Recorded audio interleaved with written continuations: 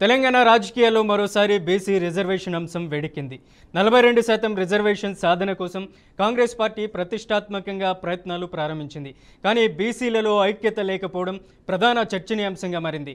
ఎవరికి వారు వర్గాలు కట్టి బీసీ హక్కుల పేరుతో వేరువేరు దిశల్లో పోరాడుతున్నారు. ఆర్ కృష్ణయ్య వర్గం, సుందరయ్య, చిరంజీవులు, విశ్వరాధన్, మహారాజ్ గ్రూప్, అలాగే తీన్మార్ మల్లన్న బీసీ రాజ్యాధికార పార్టీ వర్గం. ఈ మూడు వర్గాలు ఒక్కొక్కటి తమదే నిజమైన బీసీ ఉద్యమమని చెబుతున్నాయి. కానీ ప్రజలలో మాత్రం ఒక్క సందేహం స్పష్టంగా వినిపిస్తుంది. ఇది నిజంగా బీసీల హక్కుల కోసం జరుగుతున్న ఉద్యమమా, లేక వ్యక్తిగత రాజకీయ భవిష్యత్ కోసం నడుస్తున్న పోరాటమా? కాంగ్రెస్ పార్టీ ఇప్పటికే బీసీ రిజర్వేషన్ అంశాన్ని ప్రధాన అజెండాగా ఎంచుకుంది. రేవంత్ రెడ్డి నేతృత్వంలో ప్రభుత్వం 42% బీసీ రిజర్వేషన్ సాధన దిశగా చర్యలు తీసుకుంటుందనే సంకేతాలు ఇస్తుంది. అయితే బీసీ వర్గాల్లో విభేదాలు కాంగ్రెస్కు కూడా తలనొప్పిగా మారుతున్నాయి. ఒకవైపు ఆర్ కృష్ణయ్య వంటి నేతలు ప్రభుత్వం బీసీలను మోసం చేస్తుందని ఆరోపిస్తే, మరోవైపు సుందరయ్య, చిరంజీవుల గ్రూప్ ప్రభుత్వానికి సహకారం అందిస్తామని చెబుతున్నారు. తీన్మార్ మల్లన్న వర్గం అయితే రాజకీయ రంగంలో ప్రత్యామ్నాయం సృష్టించాలనే ఉద్దేశంతో బీసీ హక్కుల ఉద్యమాన్ని ఎన్నికల అజెండాగా మార్చే ప్రయత్నంలో ఉంది. బీసీ ఓటు బ్యాంకు భవిష్యత్ ఎన్నికలలో కీలకంగా మారే అవకాశం ఉన్నందున ప్రతి వర్గం ఇప్పుడు తన ప్రభావాన్ని నిరూపించుకోవడానికి శ్రమిస్తుంది. ఇక తెలంగాణలో బీసీ ఉద్యమం ఒక దిశగా కాకుండా ముక్కలైపోవడం బీసీ సమాజానికి నష్టమేనని విశ్లేషకులు హెచ్చరిస్తున్నారు. 5 వేళ్లు కలిస్తేనే పిడికిలి అన్న సామెతను గుర్తు చేస్తూ ఐక్యత లేని పోరాట ఫలితాన్ని ఇవ్వదని నిపుణులు చెబుతున్నారు. బీసీ రిజర్వేషన్ సాధన కోసం ఒక్క వేదికపైకి రావడం తప్పనిసరి అని కొందరు సీనియర్ నేతలు పిలుపునిస్తున్నారు. లేకపోతే ఈ విభజనను రాజకీయ పార్టీలు తమ ప్రయోజనాలకు వాడుకునే ప్రమాదం ఉందన్నది వాస్తవం. ప్రజల్లో స్పష్టత రాకుండా ఎవరు బీసీ నాయకులు అనే సందేహం కొనసాగితే చివరికి నష్టమంతా బీసీలకే అవుతుందని విశ్లేషకుల అభిప్రాయం. మొత్తానికి బీసీ హక్కుల ఉద్యమం ఇప్పుడు కొత్త మలుపులో నిలిచింది. ఐక్యత సాధిస్తారా, లేక విభేదాలతోనే దారి తప్పుతారా అన్నది కాలమే సమాధానం చెప్పాలి.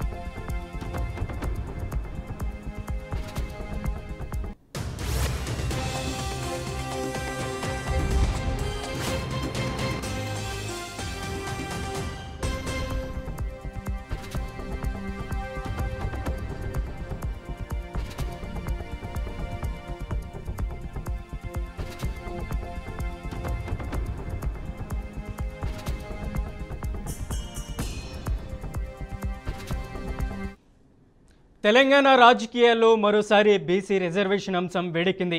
42% రిజర్వేషన్ సాధన కోసం కాంగ్రెస్ పార్టీ ప్రతిష్టాత్మకంగా ప్రయత్నాలు ప్రారంభించింది. కానీ బీసీలలో ఐక్యత లేకపోవడం ప్రధాన చర్చనీయాంశంగా మారింది. ఎవరికి వారు వర్గాలు కట్టి బీసీ హక్కుల పేరుతో వేరువేరు దిశల్లో పోరాడుతున్నారు. ఆర్ కృష్ణయ్య వర్గం, సుందరయ్య, చిరంజీవులు, విశ్వరాధన్, మహారాజ్ గ్రూప్, అలాగే తీన్మార్ మల్లన్న బీసీ రాజ్యాధికార పార్టీ వర్గం. ఈ మూడు వర్గాలు ఒక్కొక్కటి తమదే నిజమైన బీసీ ఉద్యమమని చెబుతున్నాయి. కానీ ప్రజలలో మాత్రం ఒక సందేహం స్పష్టంగా కనిపిస్తుంది. ఇది నిజంగా బీసీల హక్కుల కోసం జరుగుతున్న ఉద్యమమా, లేక వ్యక్తిగత రాజకీయ భవిష్యత్ కోసం నడుస్తున్న పోరాటమా?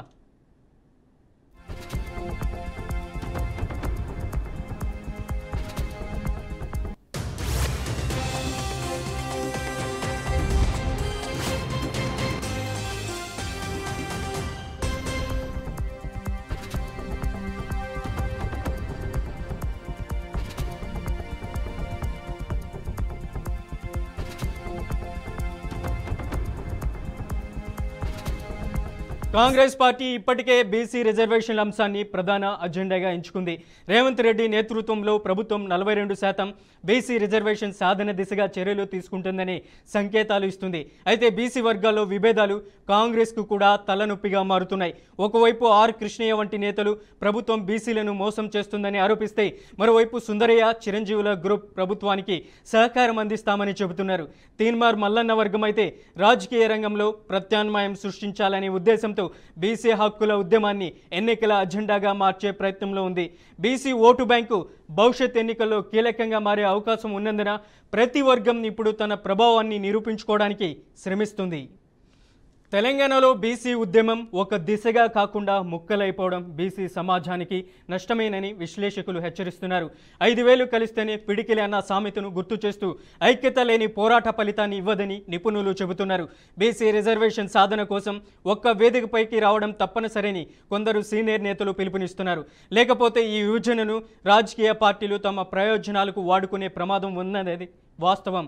ప్రజల్లో స్పష్టత రాకుండా ఎవరు బీసీ నాయకులు అనే సందేశం కొనసాగితే చివరికి నష్టమంతా బీసీలకే అవుతుందని విశ్లేషకుల అభిప్రాయం. మొత్తానికి బీసీ హక్కుల ఉద్యమం ఇప్పుడు కొత్త మలుపులో నిలిచింది.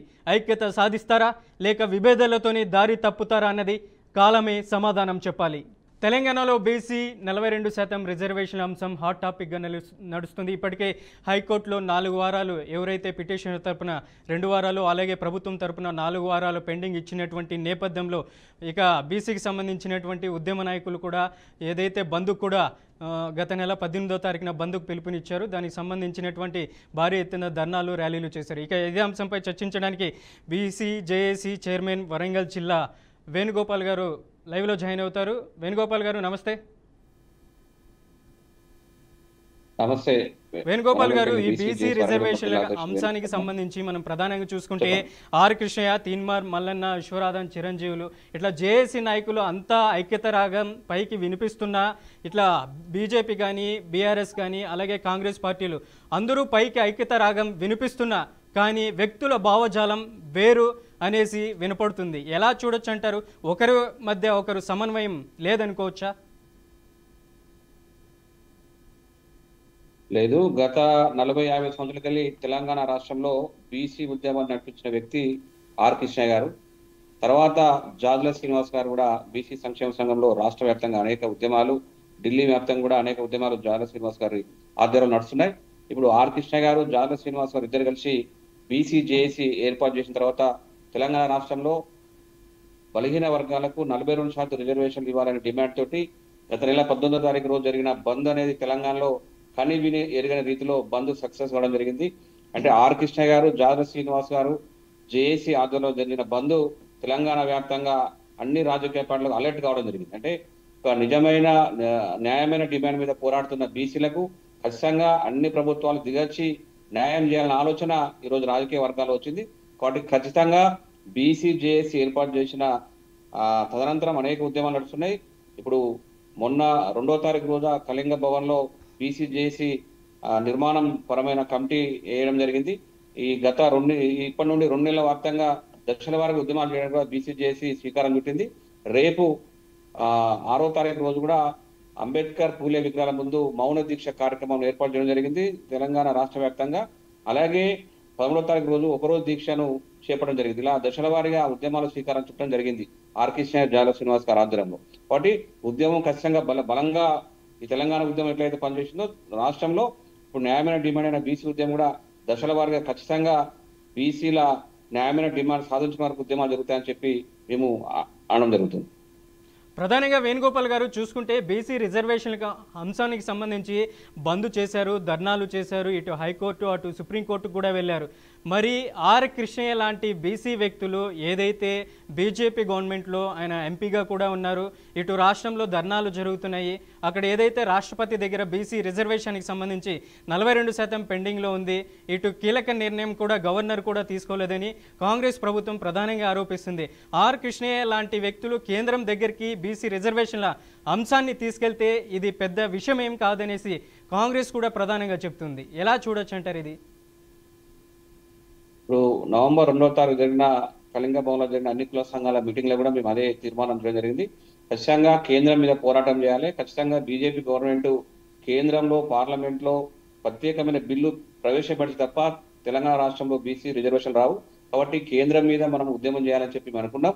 రాబోయే రోజుల్లో ఖచ్చితంగా సీతావాలక సమావేశం సందర్భంగా డిసెంబర్లో ఫస్ట్ వీక్ లో పెద్ద ఎత్తులో తెలంగాణ వ్యాప్తంగా బీసీ ఉద్యమకారులు, బీసీ కుల సంఘాలు అందరూ పెద్ద ఎత్తున తరలిచి ఢిల్లీ జంతర్ మంతర్ దగ్గర పెద్ద ఎత్తున నిరసన చేయడానికి కూడా శ్రీకారం చుట్టడం జరిగింది బీసీ సంఘాల తరఫున. వేణుగోపాల్ గారు, ఆర్ కృష్ణయ్య లాంటి వ్యక్తులు బీసీగా ఉన్నారు, దాదాపు చాలా కాలం పాటు బీసీ సమస్యల కోసం పోరాడుతున్నారు. ఇటువంటి సందర్భంలో ఏదైతే కాంగ్రెస్ గవర్నమెంట్ కామారెడ్డి డిక్లరేషన్ వేదికగా 42% బీసీ రిజర్వేషన్లు తెస్తామని చెప్తుంది, అట్లాంటి సందర్భంలో బీసీలకు సంబంధించి ఆర్ కృష్ణయ్య పార్లమెంట్లో పట్టుబడే అవకాశం ఉందంటారా? ఖచ్చితంగా బీసీల గురించి అనేక సంవత్సరాలు పోరాడుతున్న ఆర్ కృష్ణ గారు ఇప్పుడు బీసీ ఉద్యమం మలి దశలో ఉంది. ఇప్పుడు ఖచ్చితంగా న్యాయమైన డిమాండ్ మీద పోరాడుతున్న తరుణంలో అందరూ కూడా ఆర్ కృష్ణ గారు మేము రిక్వెస్ట్ చేస్తున్నాం, ఖచ్చితంగా పార్లమెంట్ లో మీరు మాట్లాడాలి, మీతో ఉన్న పార్లమెంట్ సభ్యులతో అందరూ మాట్లాడించి తెలంగాణ రాష్ట్రంలో బీసీలకు మా జనాభా ప్రకారం వాటేయాలని చెప్పి మేము డిమాండ్ చేస్తున్నాం. ఈ రోజు మరి ఎస్సీ సోదరులకు ఎస్టీ సోదరులకు వాళ్ళ జనాభా ప్రకారం వాళ్ళకి రిజర్వేషన్లే, మరి బీసీలకు ఈ రోజు తెలంగాణ రాష్ట్ర వ్యాప్తంగా కులగణన చేపడితే 56% రిజర్వేషన్ 56% జనాభా ఉందని చెప్పి ఈ తెలంగాణ ప్రభుత్వం చెప్పింది. మరి అయినప్పటికీ కూడా 42% రిజర్వేషన్ ఇవ్వాలని ఒక కోణంలో ఈ తెలంగాణ గవర్నమెంట్ కులగణన చేపట్టి 42% రిజర్వేషన్లు విద్యా ఉద్యోగ రాజకీయ రంగంలో ఇస్తామని చెప్పి స్థానిక సంస్థలు ఇస్తామని చెప్పి ఆ అసెంబ్లీలో తీర్మానం చేసి పార్లమెంటుకు కేంద్రాన్ని పంపడం జరిగింది. కానీ అక్కడ రాష్ట్రపతి కేంద్ర ప్రభుత్వం సుముఖంగా లేదు. కాబట్టి ఖచ్చితంగా మా ఉద్యమం కానీ ఆర్ కృష్ణ ఉద్యమం కానీ జాగల శ్రీనివాస్ గారి ఆధ్వర్యంలో జరుగుతున్న మా ఉద్యమాలన్నీ కూడా ఇక నుండి బీజేపీ గవర్నమెంట్ కేంద్రం పైన ఉంటుంది. ఖచ్చితంగా ఢిల్లీ కేంద్రంగా రాబోయే రోజుల్లో పెద్ద ఎత్తున ఉద్యమం చేయడానికి శ్రీకారం చుడుతున్న బీసీ సంఘాలని చెప్పి మేము బీసీజీ తరఫున మేము చెప్పడం జరుగుతుంది. అలాగే అక్టోబర్ 18వ తేదీన రాష్ట్ర వ్యాప్తంగా బీసీ 42% రిజర్వేషన్లకు సంబంధించి బంద్కు పిలుపునిచ్చారు. దాదాపు పార్టీలకు అతీతంగా జేఏసీలకు అతీతంగా ఈ బంద్ అయితే సక్సెస్ఫుల్గా చేశారు. మరి ఇది కేంద్రం దృష్టికి ఎలా తీసుకెళ్తారు? బీసీకి సంబంధించినటువంటి రిజర్వేషన్ అంశం పార్లమెంట్లో ప్రవేశపెట్టే అవకాశం ఉందంటారా, లేదంటే కోర్టు ప్రొసీడింగ్స్ ఆధారంగా వెళ్ళే అవకాశం ఉందంటారా? అదే ఇప్పుడు నిన్న కళింగ భవన్లో 2వ తారీఖు జరిగిన మీటింగ్ లో కూడా మేము ఈ రోజు పార్లమెంట్ తెలంగాణలో ఉన్న అందరి పార్లమెంట్ ఇప్పుడు నవంబర్ 22 నుండి పార్లమెంట్ ఉంది కాబట్టి 18వ తారీఖు రోజు అన్ని జిల్లా వ్యాప్తంగా ఎంతమంది పార్లమెంట్ సభ్యులు ఉన్నారో అంతమంది పార్లమెంట్ సభ్యులను బీసీజేఎస్ తరఫున పార్లమెంట్ సభ్యులకు వినతి పత్రం ఇచ్చేసి మాకు రాష్ట్రంలో మా న్యాయమైన డిమాండ్ మీద పార్లమెంట్ లో అన్ని పార్టీలు బీజేపీ కానీ కాంగ్రెస్ కానీ ఈ రోజు ఉన్న ఎంపీలందరికీ కూడా 18వ తారీఖు రోజు మేము బీసీజేఎస్ తరఫున అందరికీ ఎంపీలను కలిసి మెమోరాండం ఇచ్చి కేంద్రంలో మా న్యాయమైన డిమాండ్ గురించి మీరు ఫైట్ చేయాలని చెప్పి అన్ని పార్టీలను కూడా విన్నవించడానికి మేము 18వ తారీఖు డేట్ ఫిక్స్ చేసుకున్నాం. 18వ తారీఖు నుండి కార్యాచరణ చేపట్టి ఖచ్చితంగా శీతాకాలం సమావేశంలో ఢిల్లీ కేంద్రంగా బీసీ ఉద్యమకాలందరినీ కూడా ఢిల్లీకి తీసుకెళ్లే ప్రయత్నం చేస్తున్నాం. రైతు మీ జేఏసీ పరంగా అయితే పోరాటం అయితే బీసీ రిజర్వేషన్లకు సంబంధించి పోరాటం అయితే జరుగుతుంది. మరి కోర్టు పరిధిలో ఉన్నందువల్ల కోర్టు ఎటువంటి డెసిషన్ తీసుకునే అవకాశం ఉందంటారు? 42% రిజర్వేషన్ల ఆధారంగా బీసీ రిజర్వేషన్లో కొలికి వచ్చే అవకాశం ఉందంటారా, లేదంటే పాత రిజర్వేషన్ల ప్రకారమే కోర్టు ప్రొసీడింగ్స్ ఉండే అవకాశం ఉందంటారా? ఎలా చూడొచ్చు అంటారు? అంటే రాజ్యాంగానికి ఇది అనుకూలంగా లేదు కాబట్టి కోర్టులో కొట్టుడు పోతాయని చెప్పి అనుకుంటున్నాం. కాబట్టి కేంద్రంలో ప్రత్యేకమైన చట్టం 9th షెడ్యూల్లో పెడితే తప్ప రిజర్వేషన్ సాధ్యం కాదని చెప్పి అందరికీ అర్థమైంది. ఈ ప్రభుత్వాలు కూడా అర్థమైనప్పటికీ కూడా పోరాటాలు చేస్తున్నాం. స్థానిక సంస్థల్లో రిజర్వేషన్ ఇవ్వడానికి అర్హత ఉంది. ఈ రోజు తెలంగాణ రాష్ట్రంలో గవర్నర్ ఆమోదిస్తే రాష్ట్రంలో తెలంగాణ రాష్ట్రంలో 42% స్థానిక సంస్థ ఎలక్షన్ జరగడానికి అవకాశం ఉంది. కానీ గవర్నర్ కూడా ఆ బిల్లు పాస్ చేయడానికి సుముఖంగా లేరు. కాబట్టి ఖచ్చితంగా కేంద్ర ప్రభుత్వం మీద పార్లమెంట్ లో ప్రత్యేక చట్టం చేసి 9th షెడ్యూల్లో పెడితే తప్ప రాష్ట్రంలో రిజర్వేషన్ రావనే విషయం అందరికీ అర్థమైంది, బీసీలో కూడా అందరికీ అర్థమైంది. కాబట్టి ఖచ్చితంగా మీ కేంద్ర ప్రభుత్వం మీద పార్లమెంట్ లో ప్రత్యేకమైన బిల్లు పెట్టాలి. ఈ రోజు తమిళనాడులో ప్రభుత్వంలో జయలలిత రాష్ట్ర ముఖ్యమంత్రి ఉన్నప్పుడు కేంద్రం మీద ఒత్తిడి చేసి అక్కడ నిరసన ఉద్యమాలు చేసి తమిళనాడు తరహాలో మేము కూడా రాష్ట్రంలో ప్రత్యేక ఆర్టికల్ జీవో తీసుకోవడానికి మేము ఉద్యమాలు చేయడానికి శ్రీకారం చుడతాం. ఖచ్చితంగా రాష్ట్రంలో మా జనాభా ఎంత ఉందో మా వాటా ఎంత ఉందో మా రిజర్వేషన్ మాకు ఇచ్చేవారు కూడా ఇప్పటి నుండి దశల వారీగా బీసీ ఉద్యమం జరుగుతుందని చెప్పి సందర్భంగా చెప్పడం. రైట్ వేణుగోపాల్ గారు, బీసీ రిజర్వేషన్లపై మీ విశ్లేషణ అందించినందుకు ధన్యవాదాలు. Thank you.